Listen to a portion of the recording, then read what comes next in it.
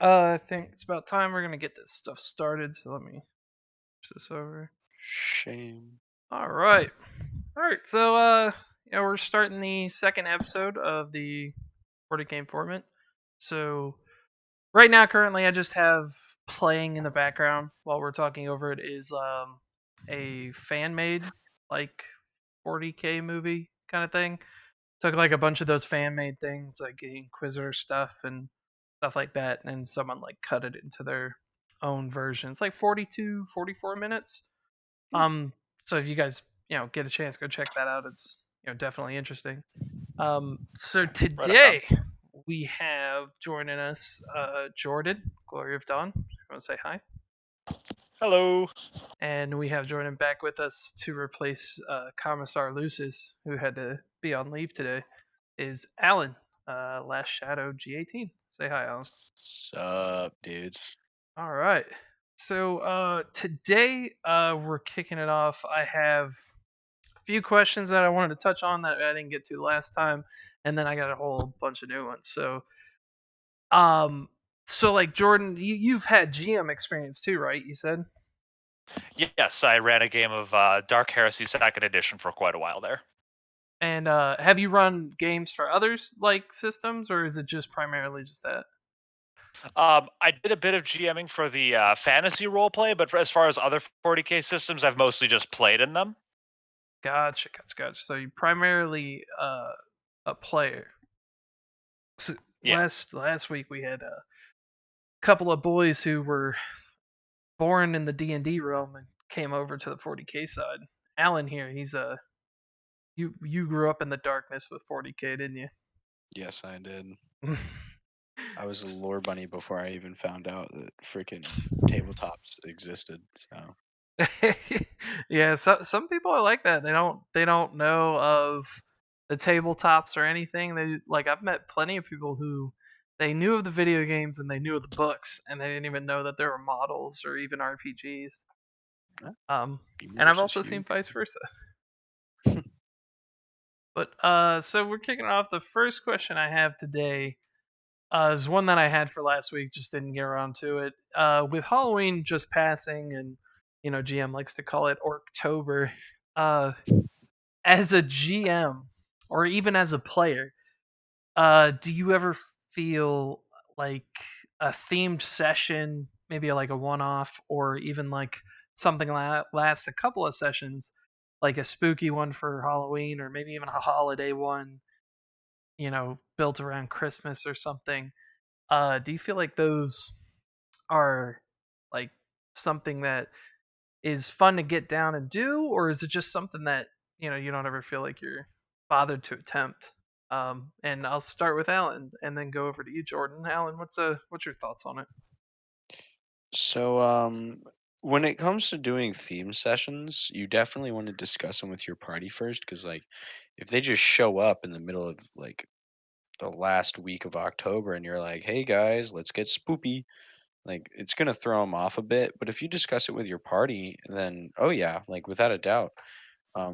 Just thinking off the top of my head right now, I would love to play a Death Watch game where you all have to pick a chapter, and then like Santa Claus, the Primarch, the long lost Primarch, like has to you have to transport across the Imperium and deliver gifts to all the good boys and girls in the Hive cities. Like that would be fun.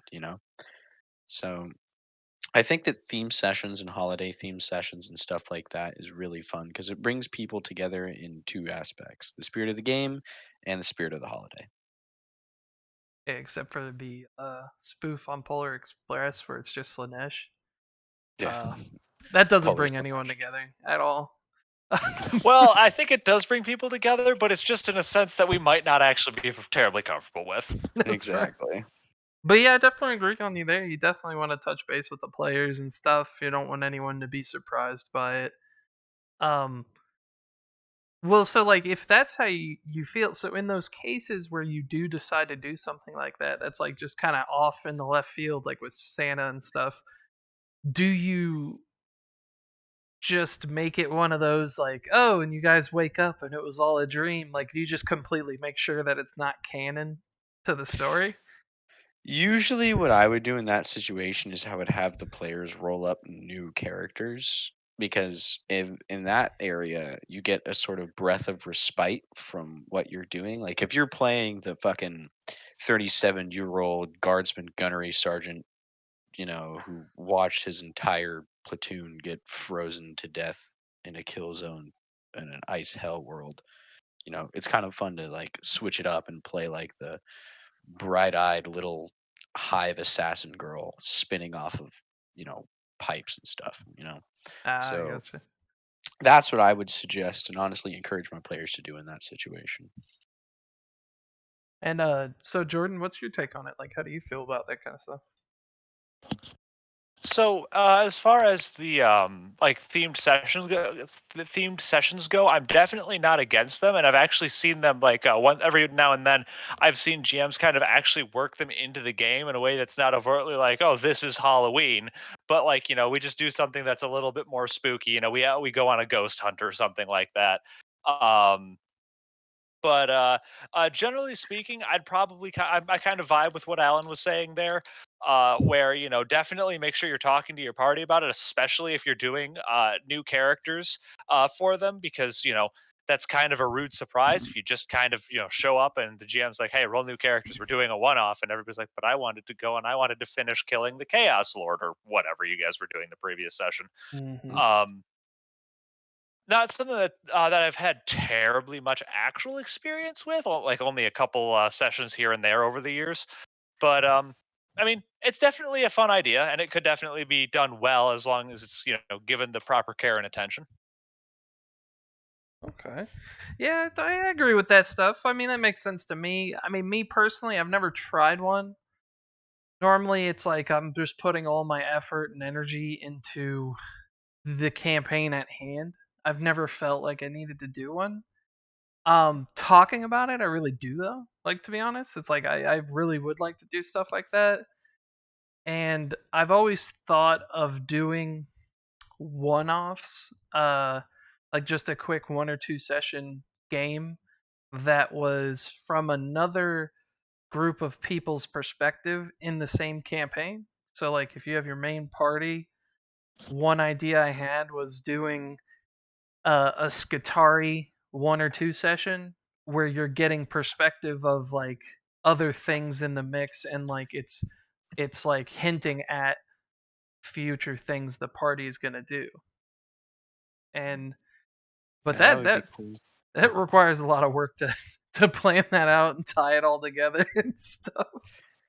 I think bouncing off of that, I think in one idea that I was executed for me when I was playing in a very long running Dark Heresy second edition game is we as player characters had started to become like so strong and so well coordinated in our own right that we would be outperforming whatever was thrown at us, like greater demon of Slanesh. Well, that's cool. Frickin' Visalia is gonna run over there and whack that thing with a frickin' power sword like 19 times while everyone else is laying down fire and the power shields, and it was just wild. So what we did is we decided that we were going to create uh I guess mentees, right? So I went from Magos Omnibus Alpha 6432 to what was it, Anais Mortel, who was a highborn like marketer type girl. And the general theme here was this person would be somebody who your original player character would be mentoring the growth of. So we sort of became acolytes of the acolytes, and that was really cool. So that would probably be a really good way to tie in something to like a different viewpoint in the same campaign, if that makes sense. Yeah, it does. Well, so that kind of ties into my next question is so how do you guys feel when people or GMs say it, or do you think it's a thing at all when people say that their players are overpowered or you as a player feel overpowered? Is that a thing? Like do you guys actually Like, how do you feel about that? Like, Alan, so how do you feel about when you hear like statements like another GM saying, "Oh, my group's just too overpowered"? So there's always ways to give a new challenge. So if I have a massive party that's prepared for combat, they're walking around with storm bolters, fucking the tech priest's got like 19 ballistic mechadendrites. Like, you throw something at them that they're not prepared for. So you give them a social interaction against some neutral NPCs who don't have allegiance to them, and you tell them, you give them guidelines. The Inquisitor comes down. He's like, hey, like, don't spill blood here. Like, this is holy ground. Don't fuck this up.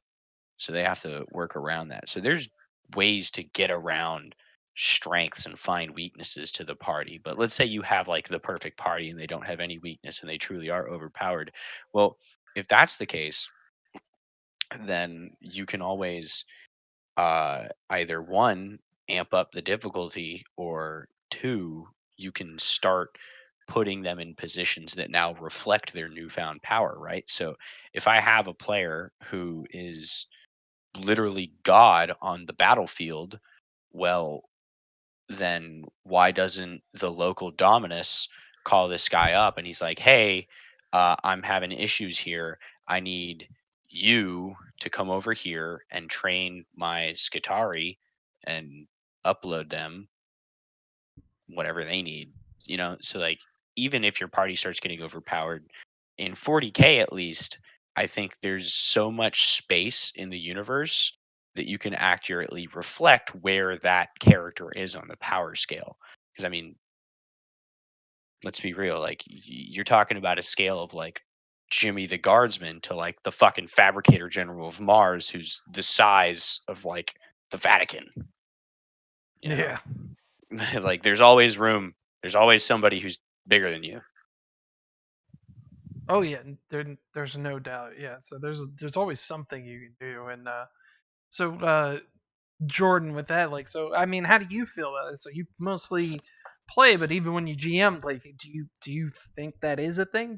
Can players get overpowered, or how do you feel about it? So, I actually did have a very specific experience with this. So that's actually this is a really good question for me. When I was running my Dark Heresy game, at one point, um, they found out that this is the first real investigation they were doing.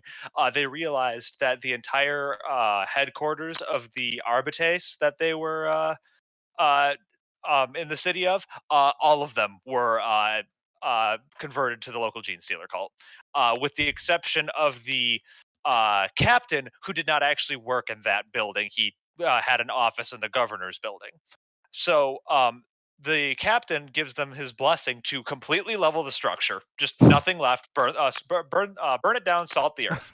All But right. while they're there, they have permission to go and rifle through the armory.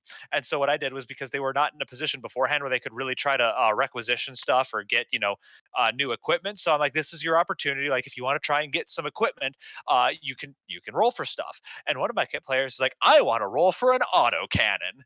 And I said, sure thing, Steve. You have, I think I gave him like a 10% chance they actually had an auto cannon, just the armory there, because that's a bit, it's possible that they would, but also like not something every single building is gonna just have.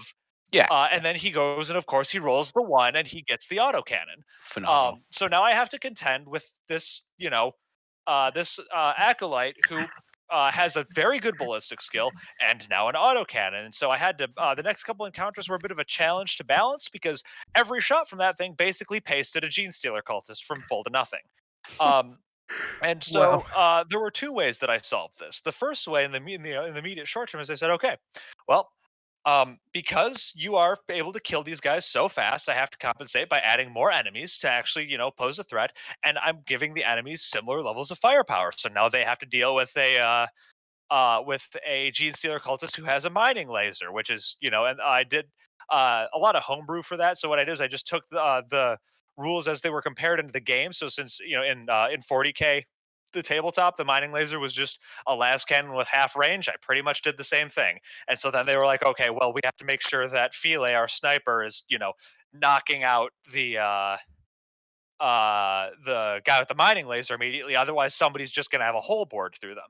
But in the Yeah. long term, I solved that in the next investigation.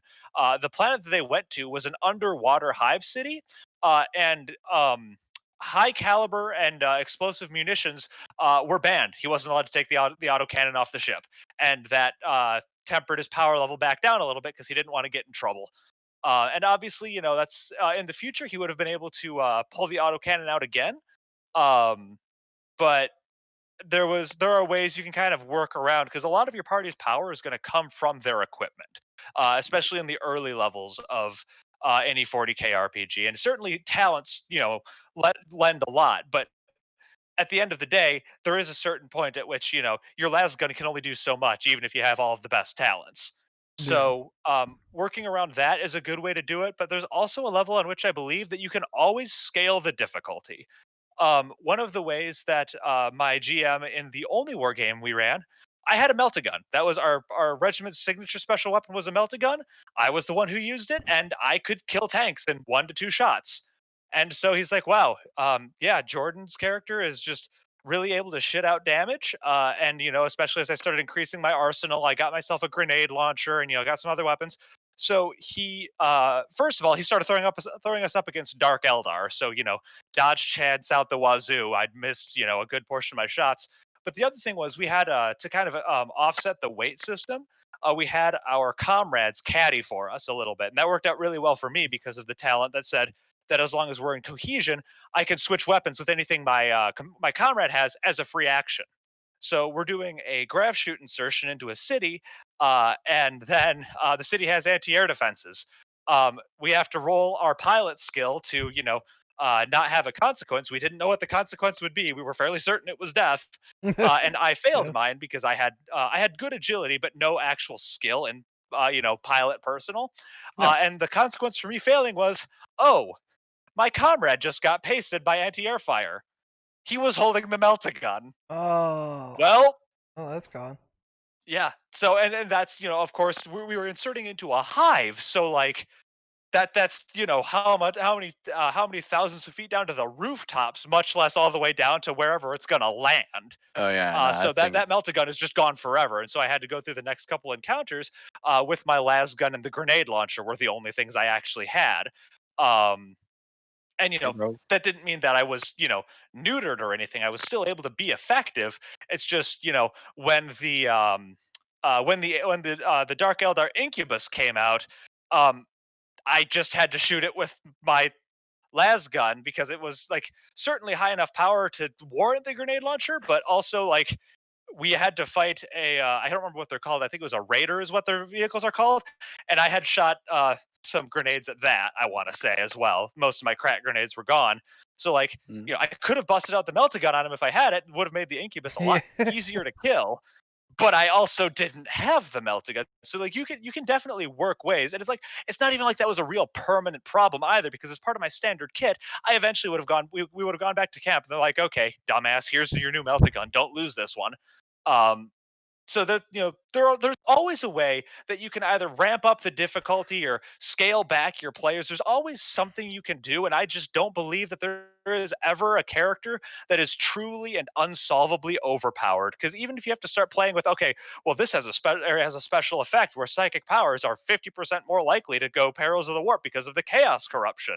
Even if you have to start doing stuff like that, there's always something you can do.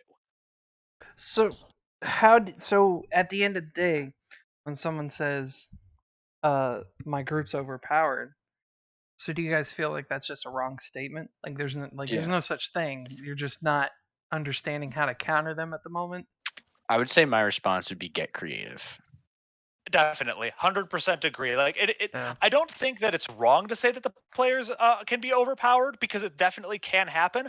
But there's always a way to make the enemies, on a similar level of power, or to dial things back so that the player is contextually no longer overpowered. There's always something you can do if you're willing to get creative. Oh Yeah, yeah. I've had other GMs like sit there and they're like, I just don't know what to do and stuff, and it's like, well, you just sent the same enemy at them 3 sessions in a row, so why do you think something would change? And like, cause Hmm. like someone saw what my tech not my tech. I have a Devastator in my campaign. They saw his chest piece. He has a soak right now of like 26, 27 to the chest, and they're like, "What do you do?" I'm like, "I said I did normal things. I shot at him a bit, hit him with some explosives. It's just ineffective." I was like, then I hit him with a last cannon. That's good, but he also has a shield because he has a squad ability that gives him a shield worth half his willpower.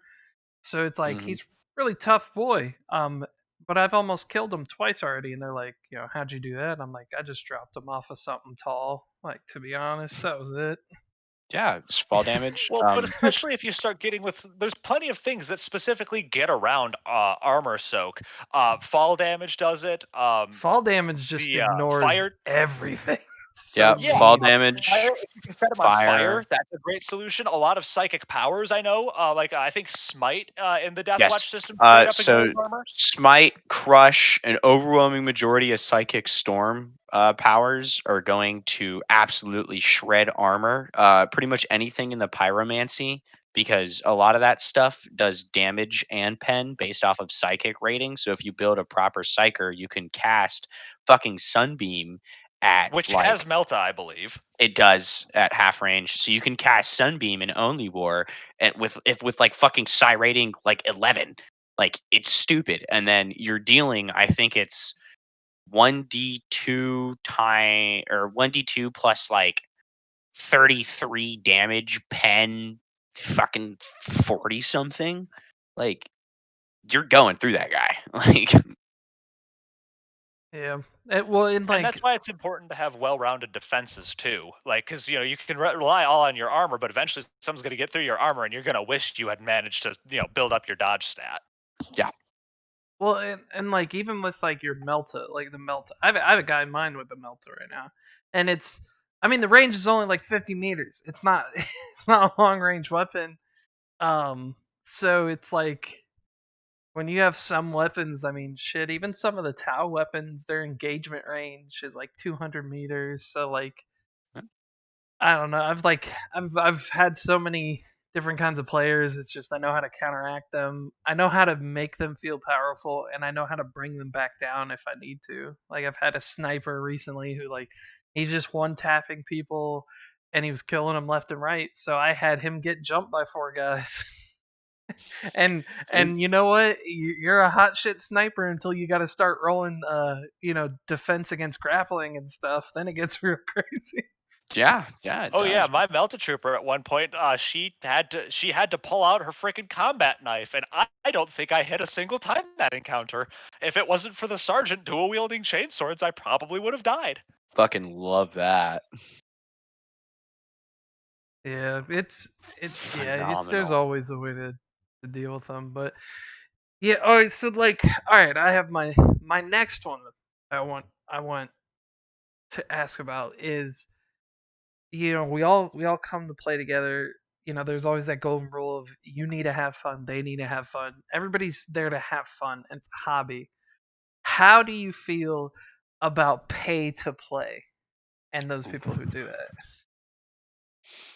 I'll Um, start with you, Alan. How do you feel about pay to play?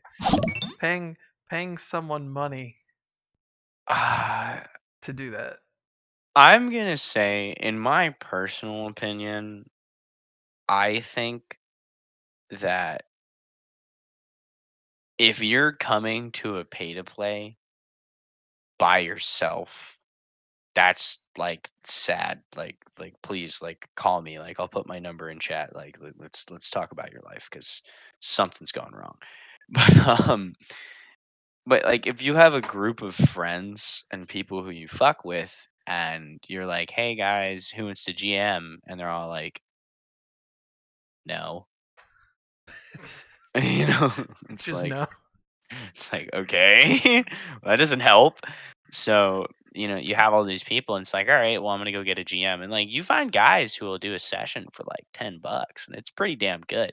Because if you feel confident enough to pay as a DM, then like you're gonna get some quality games out of it. I've never done it, but I know some dudes who have offered those services, and they said that you take it seriously, you double down, communicate with your party, but it's a different dynamic, right? Because like it's a service now, it's a business now, so you're tailoring everything for that party, not because they're your friends or you're having fun, but it's because they're paying you. So if you're a GM, you're not having as much fun. It's not passion anymore. It's I'm getting paid for this. So I would say I understand why it exists and I'm going to acknowledge it. And I'm also going to acknowledge the fact that it can lead to some players having some good times.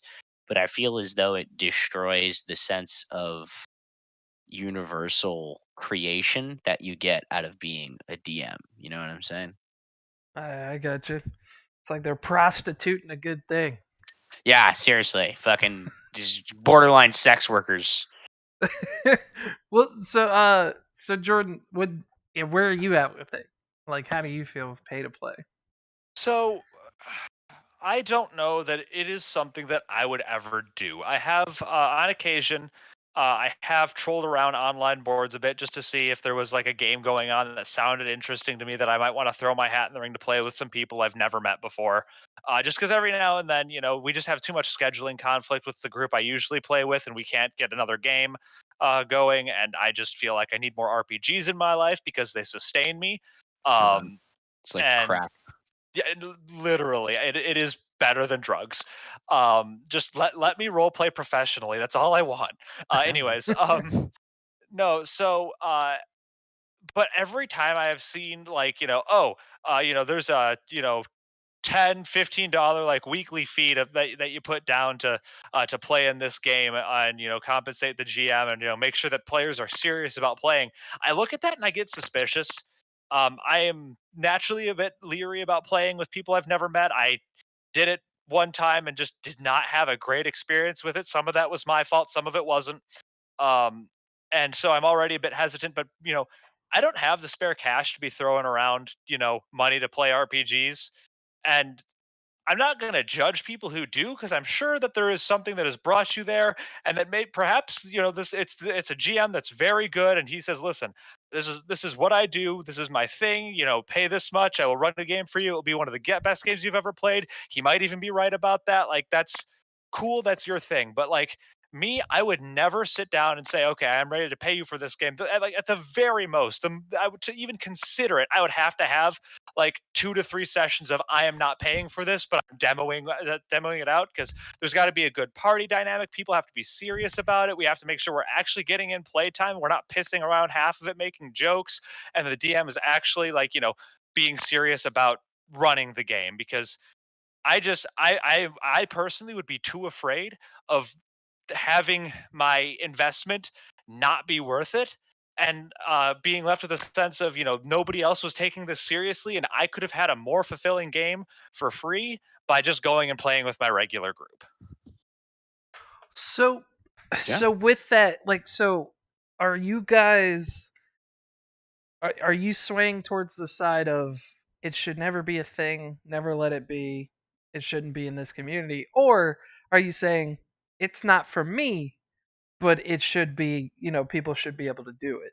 Oh, absolutely, it's not for me. Like if that's Yeah. how people want to go, then more power to them. You're not hurting anybody, and if you're not hurting anybody, generally speaking, I don't give a shit what you do.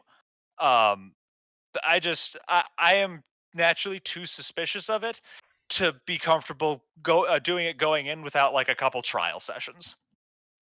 Yeah, I just can't see myself doing it. It's just not for me in the spirit of the game. I don't think that combining it in terms of like a service provided for money is in the spirit of that tabletop or any tabletop at all, including D&D, Pathfinder, Starfinder, fucking Shadowrun, Vampire Masquerade, Whole Nine Yards, all those systems. I just don't think that those games, which are designed purely around the base of, okay, guys, let's get together and have cool, fun time stories with friends, are conducive to like pay me money and I'll give you a service. Well, like, I can understand them. So, like, I was for like a while. I was like, no. I was like, it's bullcrap. I look down on those people. I'm like, you need to get out of here. This isn't what it's about.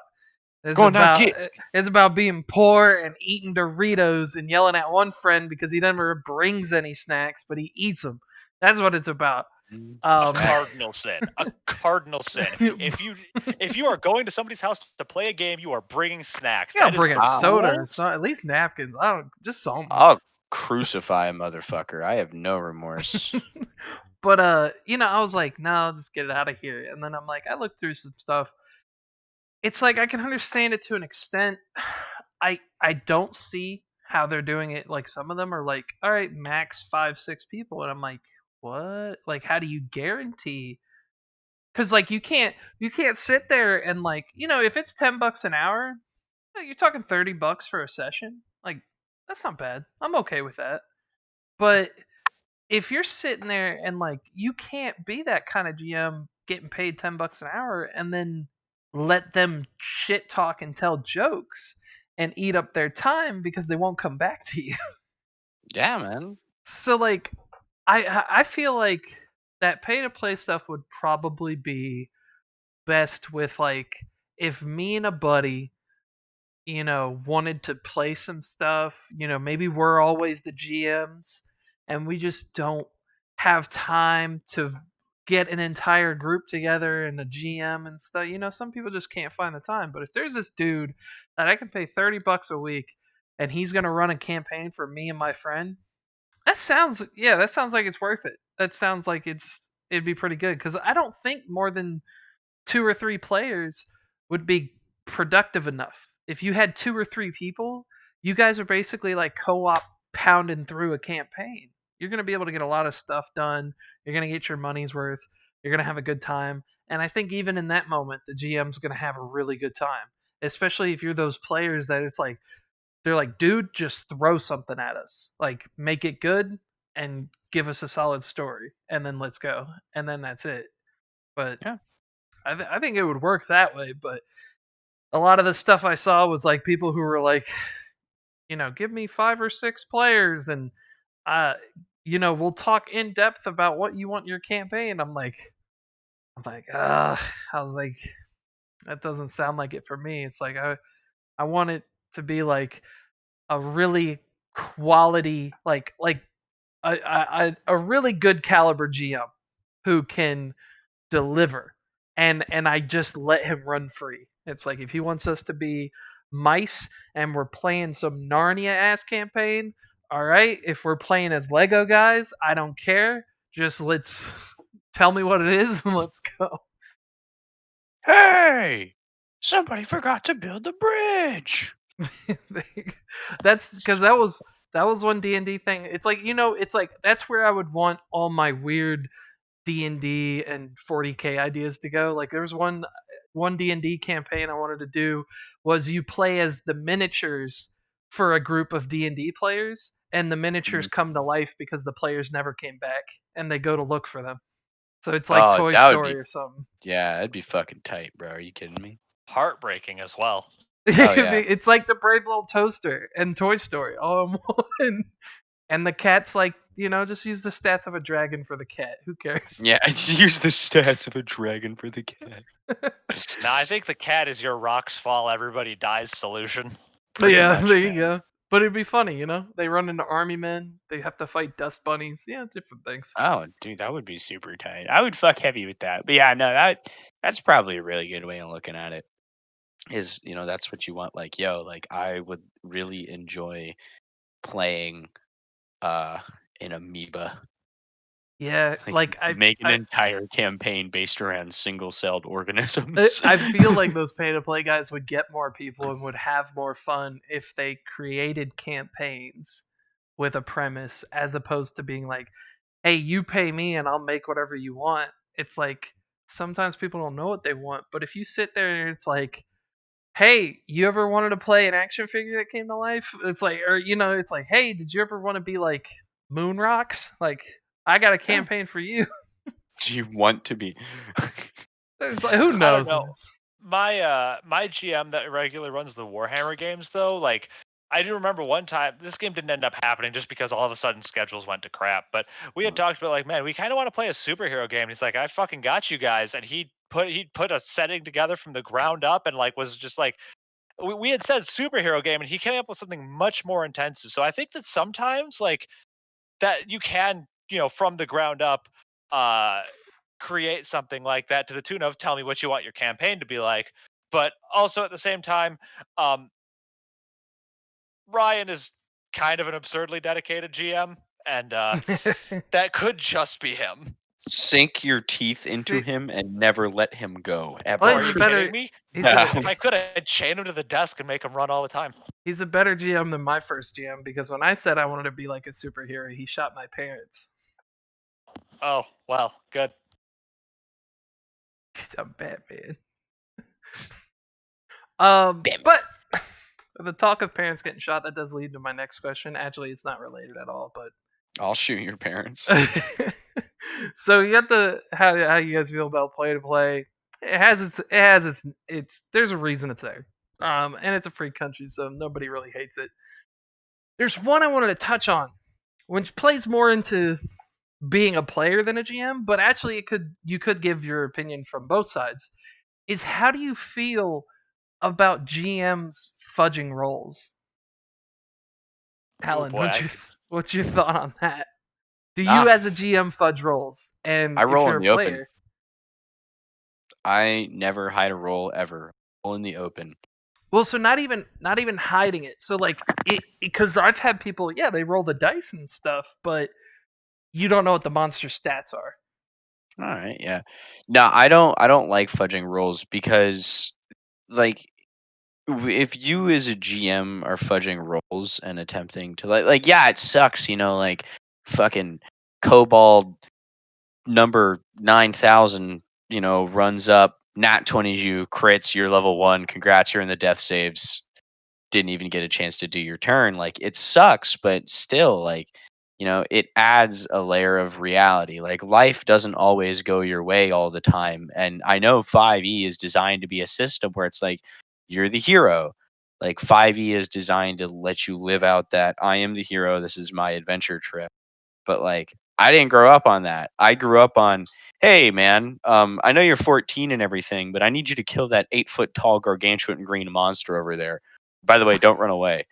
Like so for me, you roll in the open and what happens happens. And like, yeah, you might meet some untimely ends and things, but there are also times when, you roll in the open, you fudge, and then you as a GM roll like a nat one.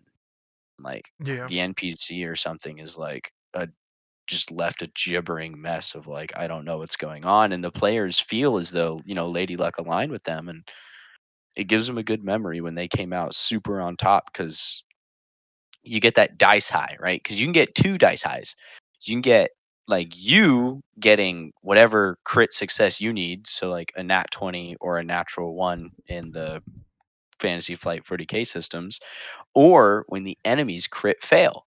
You know what I'm saying? Like you feel like powerful when it's worded correctly. Like fucking the hive ganger like swings his chain knife at you, crit fails nat ones as he's going, like you effortlessly step out the way, grab him by the wrist, you just grab it, hold it, and he drops the knife immediately, cowering in fear.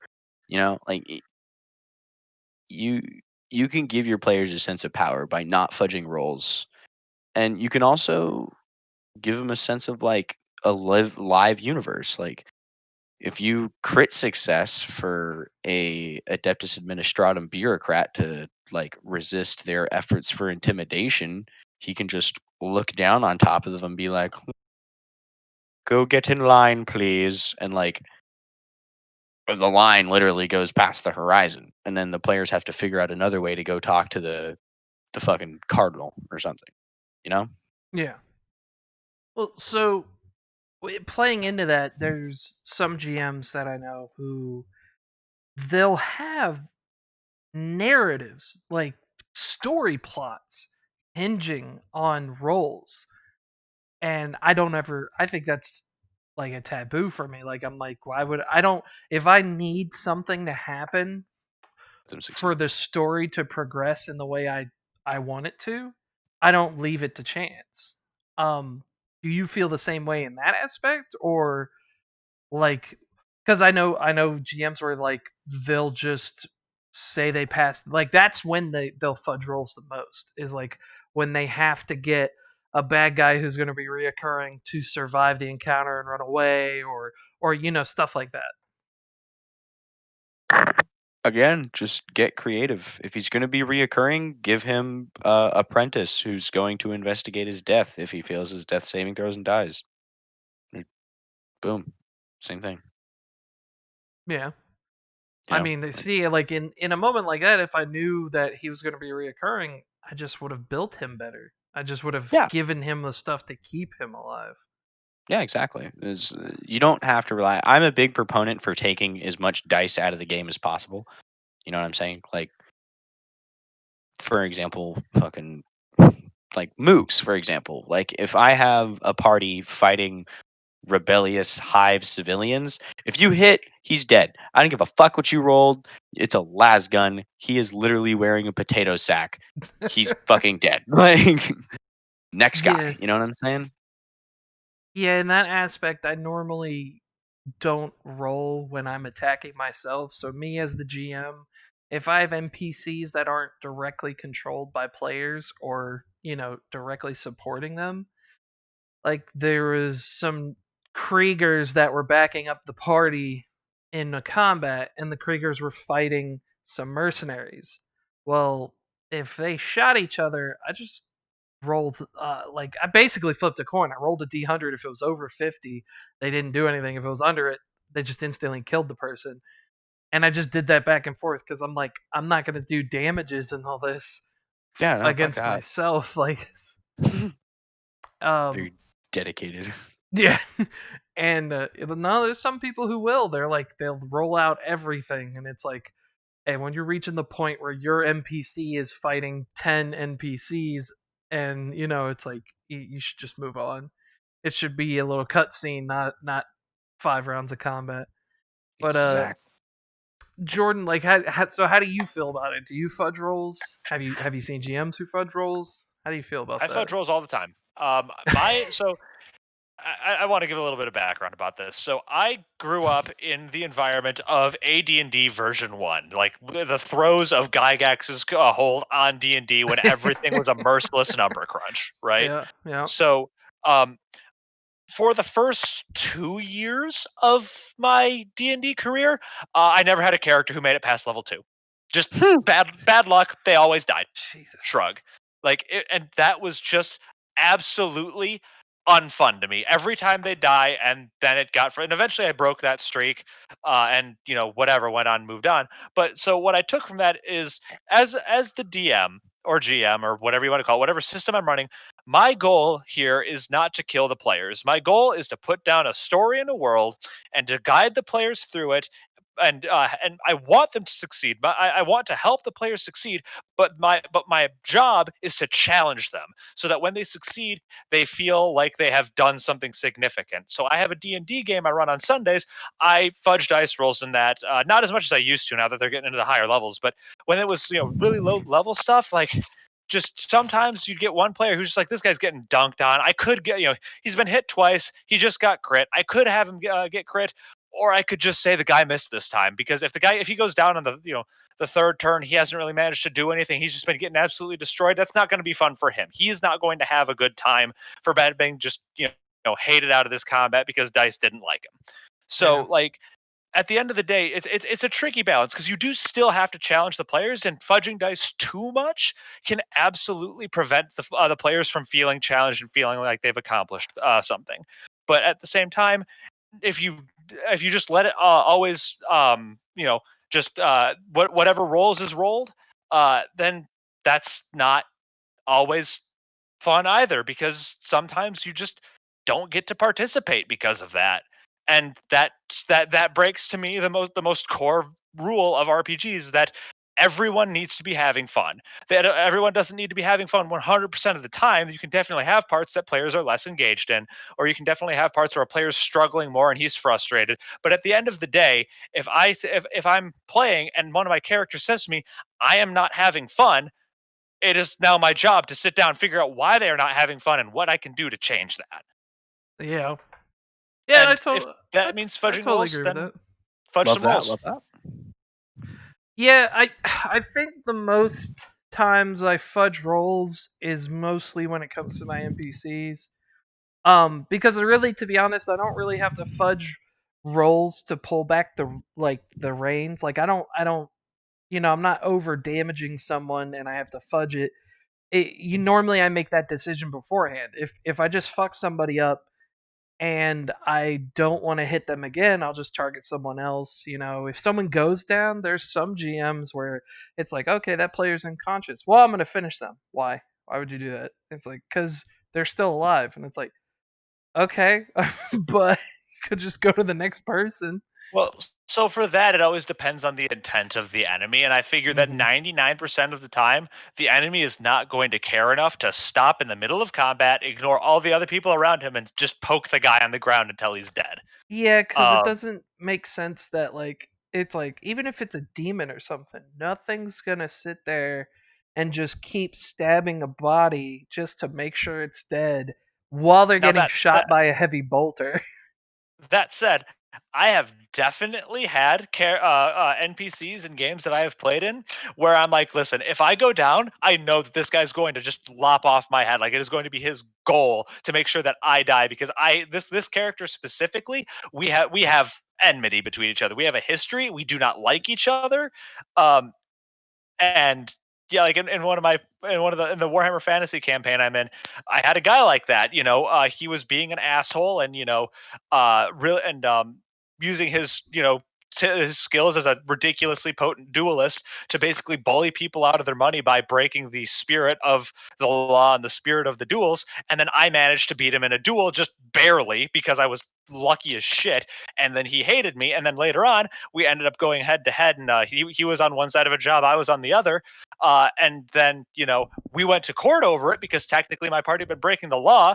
But then we managed to turn the court case around, and Warhammer Fantasy has this great thing where you roll to determine how court cases go, and we ended up doing such a good job. We got a modifier to the roll. The when it came to the judge's ruling, he's like, "We don't have enough information, but because these guys have done such an adequate job defending themselves, we're going to get the more information from the prosecuting party by method of roll, dental extraction." So this guy then went and had his teeth pulled until he told the truth. And when we met him again later, he very nearly killed me. It was like one or two hits away. And if he had knocked me down, he absolutely would have ignored everyone else in the room to lop off my head, and I would not have blamed him.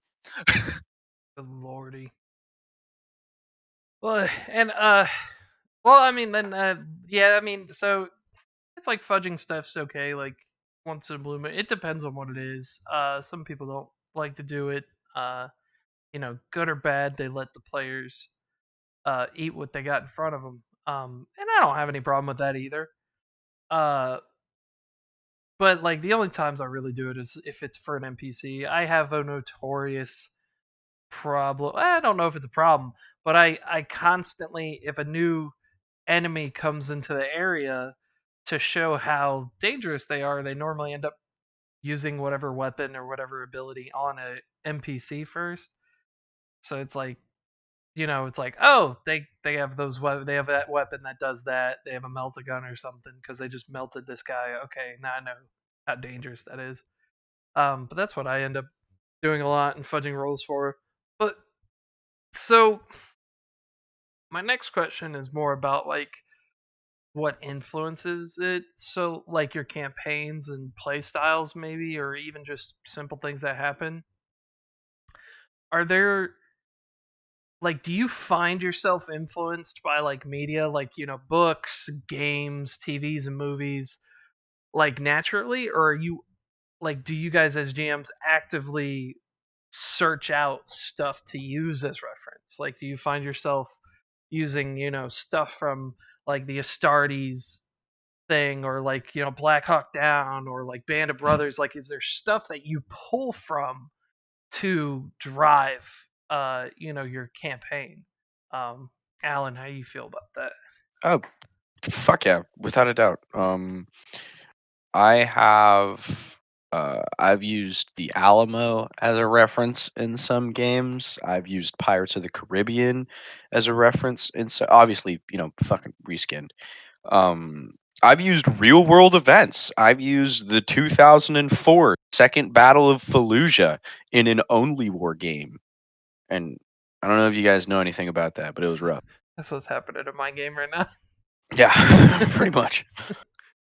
So I always draw from the real world because it grounds things. You know what I'm saying? Like, yeah, you reskin it. Like, there's dudes running around with fucking lasers shooting aliens who are riding like T-Rex versions of themselves. You know, but it's still like house to house fighting, street to street, like it's a city, it's a location. So all the time, man. Black Hawk Down, like you said, that would be super fun. Other times you just think of things, like holy shit, it'd be really cool if the party went out on like a massive hunt. Like there was like large megafauna. It was super lethal. And the party had to go like, I don't know, fucking kill it and bring Yeah. back its head. Like that'd be Yes. cool. Yeah. Sometimes I catch myself doing it, and I'm like, oh, I remember where I got this from now, and yeah, sometimes sometimes it's just simple things like conversation, like there be interactions between people in like film or shows and stuff, and I'm like, oh, that's funny, and I'll have a week later an NPC might do the same joke or something like that. Sometimes there's small things, sometimes it might drive the whole narrative for like 3 or 4 sessions. Stuff like that. Well, and Jordan, so like, how do you feel about it? Like, is there stuff that you actively search when you're playing in a GM game? I mean, do you ever notice in other people's games when you're playing, like, that they're pulling from other narratives and stuff? In the D&D games that I run, I usually do homebrew settings, and there's always a triad of goddesses that appear as deities in that setting that I've worked on and refined over the years. But the original inspiration of them can absolutely be traced back to the three goddesses that I learned about when I first played Legend of Zelda: Ocarina of Time. Certainly they are very distinct beings now from what they were, but that was I can definitely without a doubt say that that is where they came from. That is where the idea for them sparked in my mind. So I'm like, you're always pulling people who, frankly, I think people who say they don't pull from other media are liars. Like, even if you're not directly going out and saying, ah, yes, I am going to take this here second battle of Fallujah and place it in this here only war campaign, like, you're always pulling inspiration from something, even if it's subconsciously, even if you just had that one piece of media that you consumed 10 years ago that really left a mark on you, and whether you realize it or not, you're weaving some element of it into your game. That something like that is always happening. And I can't say that I generally go out saying I am looking for source material to like kindle an idea for the game I am running, but I find it all the time. As I play more video games, I read more books, watch more movies, watch more shows, talk to more people, hear other stories. I'm always pulling from other stuff that has happened, or that people have just talked about potentially happening, and I'm always putting it in my games. Or I'm always, there's always some like little facet of my character that I'm like, actually, this is a really inspiring thing. If I like, I currently have a character waiting in the wings for another game that is going to be blind, and I definitely there's going to be some elements from that are going to be pulled from Toph from Avatar, because she's an inspiring example of a blind character, and there'll be bits and pieces of her that I probably put into this other character when I eventually play him. Yeah, and I understand it. Yeah, that makes perfect sense. And so that actually leads. So that's going to lead probably to my last question for tonight, and that's like, so as a GM or even, yeah, as players, like, can a game be too close to like real life? Is there some point? I know definitely that some choices that people can make can be too close to life, and it can get awkward or weird. But is there a point in time where it's like you're just being too you know, like you're just too much in the realism. Like as far as like, oh, that round wouldn't penetrate through that amount of material. This las gun wouldn't have any recoil because it's a laser. Is there a point where it's like just gets too real? Alan, how do you feel about that? Yeah, you always have to suspend your disbelief. So, like, I've heard las guns called flashlights, but I've also I math hammered it out, and the lore states that a las gun can blow a man's limb off completely, instantaneously. As a matter of fact, so I did the math. Just tried to figure it out myself, and I think it came out to a regular M36 las gun shoots with the heat energy, which is roughly equivalent to about the kinetic energy in joules of 60 50 cal rounds. So, Oof. like, I was just bored, right? So I mathed all that out. So roughly, and that's what I came out to. So I mean, like, yeah, you can, say this, that, and the other thing, or you can talk about how fucking bolt shells are rocket propelled heat rounds, or like some shit like that. At the end of the day, all it really is just numbers on a table. And, if some guy's like, well, his las gun shouldn't be able to penetrate through my carapace armor, I'm gonna be like, oh wow, that's crazy. So, anyways, the shot was super lucky and it got in between the plates and didn't actually penetrate your carapace armor because it went through the body glove underneath it. Now take your damage. Like, dude, it's a game. Like, just eat your numbers. Like, come on. You're gonna go back and a tech priest is gonna touch you with his little bits and you're gonna be all healed up in like 45 minutes. That's right. Just gotta bite the bullet and keep it going. Yeah. Um.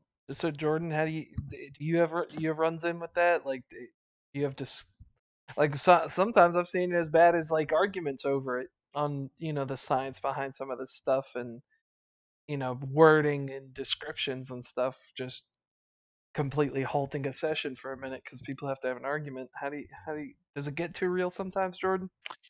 I mean, so there is a level at which, yeah, you do have to just accept that it is a game and things are going to happen. I have seen people near, like, come to shouting matches, never quite to blows, thankfully, but pretty damn close over things that happen in games, and that's definitely that does not matter what is happening. Um, Barring some extreme breaches of social etiquette, a la the kind of stuff you'd find on the RPG horror stories subreddit, um, that is not called for. Just over the events of something that happened in a game, but at the same time, there is a way that you can present stuff that it is more palatable, and like I guess at the end of the day, my big malfunction with stuff, with the argument that, oh, the science doesn't back this up, is cool. So you want to argue with me about science in the game where we have a hole into unreality from which all sorts of things that don't actually exist pour forth, and that that fuel these psychic powers that people can just manifest fire and lightning with their minds. We want to argue science about this, Space magic. like. Yeah. Listen, Like, 40K is a space opera. So is Star Wars.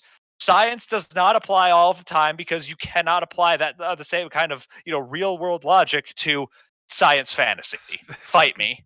40K is like the Sweeney Todd movie in space, but if there was no singing and it wasn't Johnny Depp. Like that's essentially what it is. There's a lot of murder, there's a plot, and then we don't really know who the hero is. I mean, I would argue that there's a lot of singing. It's just mostly by noise marines and crazy harlequins, but I wouldn't really call that singing, but I like where you're going with it. Well, yeah, we got 3 minutes. Yeah, we'll go over a little bit. Let's do one more. So let's see here. As as players, uh, all your experience as players in any medium, D&D, fantasy, sci-fi, any of it. What are, in your opinion, the signs of a good GM, Alan?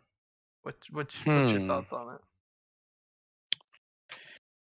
Somebody who communicates well and doesn't forget to prioritize their own fun. And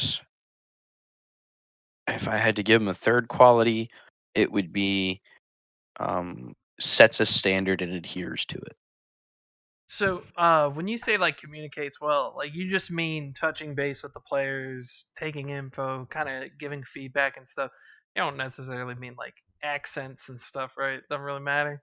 Yeah, no, just like if you're passionate, and I would group that underneath having fun in your own game, like go crazy, speaking your shitty French accent for your fucking meat pound striker, right? But like communicates well, touch base with the players, be like, hey man, what's up? So I was thinking to myself, like it would be super cool if, Thrumback, the lawful good paladin, was summoned for fucking religious jury duty by his church and had to face a very difficult case. And I think that'd be a cool moment for your player. And then the player's like, no, I just want to stab shit. You're like, all right, cool.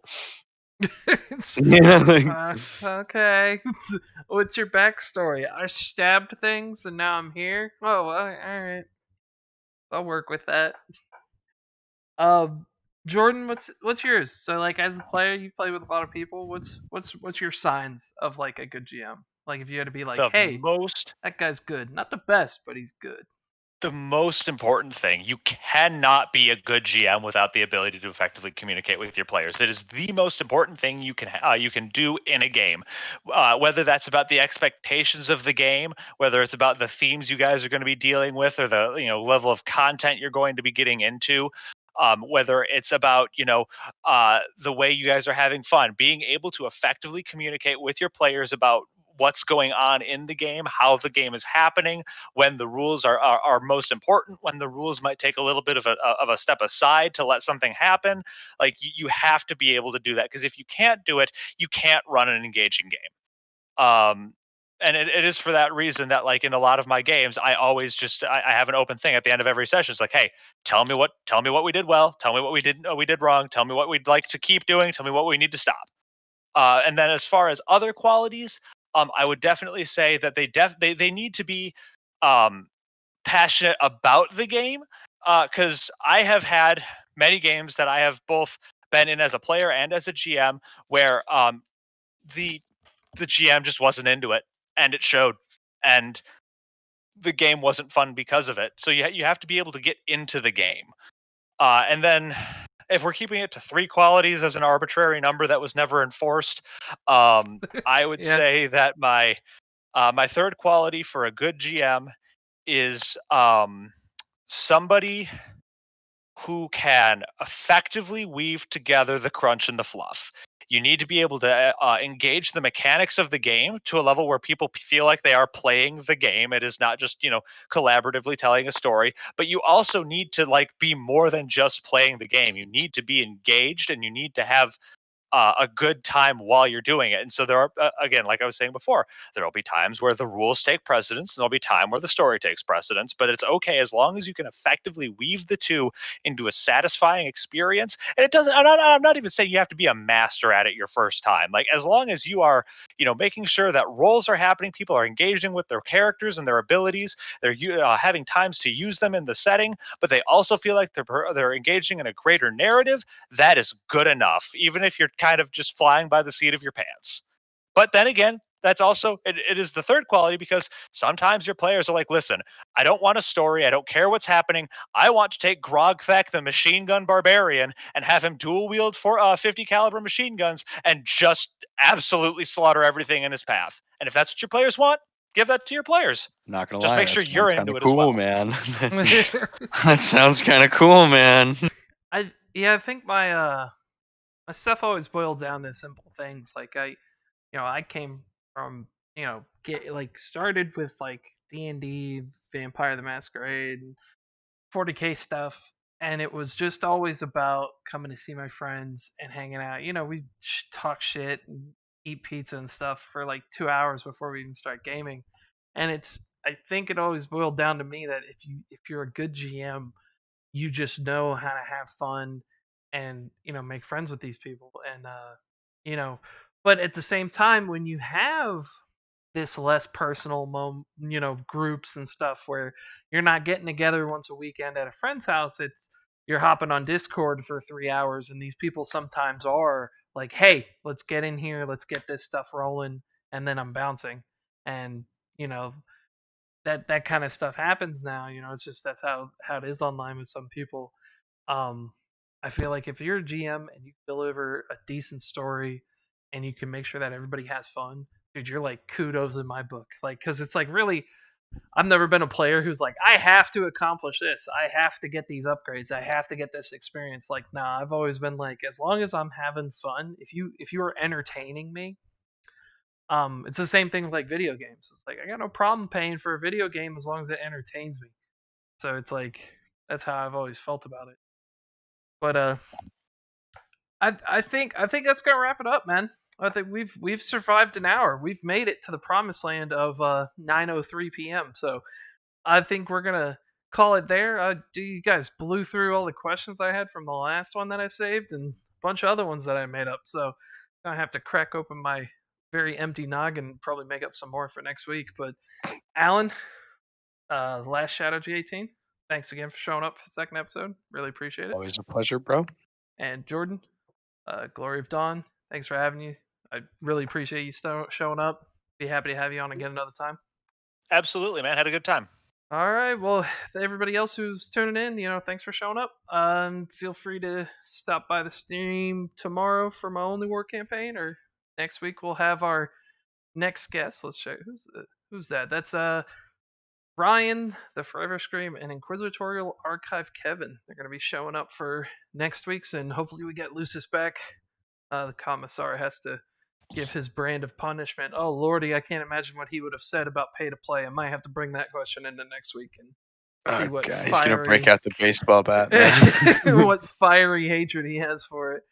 But thanks for everybody tuning in. Y'all have a wonderful night.